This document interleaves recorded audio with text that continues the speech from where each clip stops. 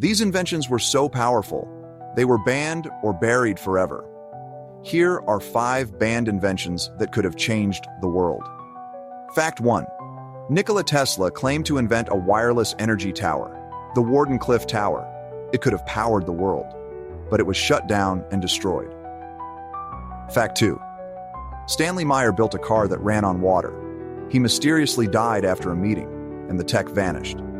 Fact 3. Cloudbuster, Wilhelm Reich's invention to control the weather. It worked, allegedly. Then the government seized everything. Fact 4. Royal Rife developed a machine to target diseases using frequency. It showed promise, then was suppressed and discredited. Fact 5. An ultra-efficient battery was developed in the 90s, but was bought and shelved by Big Oil. Coincidence or control? What else is being kept from us?